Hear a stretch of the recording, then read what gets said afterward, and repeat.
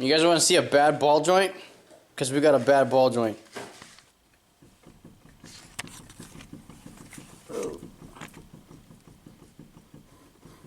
Ooh.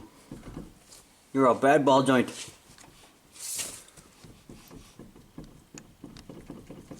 Yep. Well, let's get to her.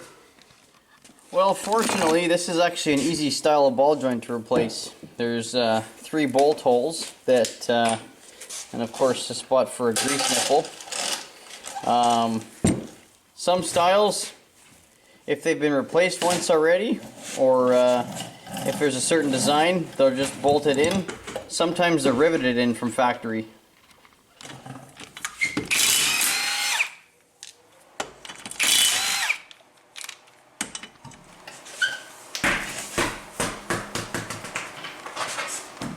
So we're lucky on these ones because this is actually just a nut and bolt.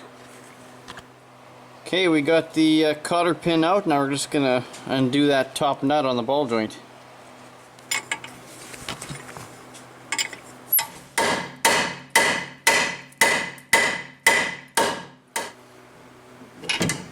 We got it. Ugh. Doing the chain method.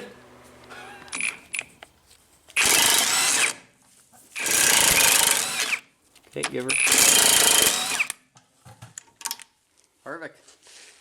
Give her a couple taps from underneath, get those bolts out.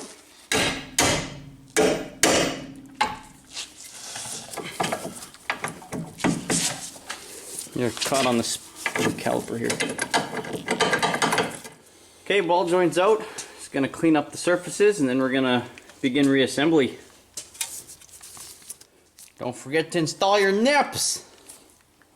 Another little trick once you do have this thing installed is this hole for the cotter pin. Once you get this in the vehicle, if it's pointing this way, then you might have an issue getting it in and out. So you might want to take a cotter or like a pick or something, stick it through that hole and turn the shaft so it's facing this way. So when you are looking at it in the vehicle, you can actually push it through straight and actually have full access. And new ball joint is loosely sitting in there.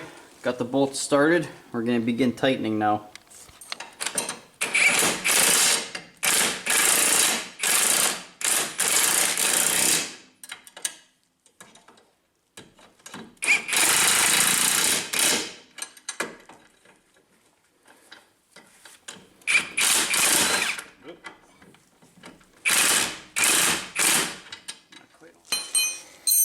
Nice and snug.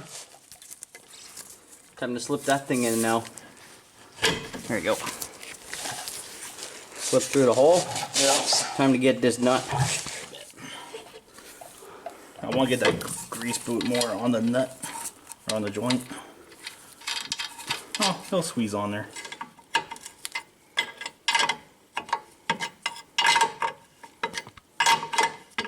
She's all snugged down. Just make sure that your castle nut lines up with the cotter hole.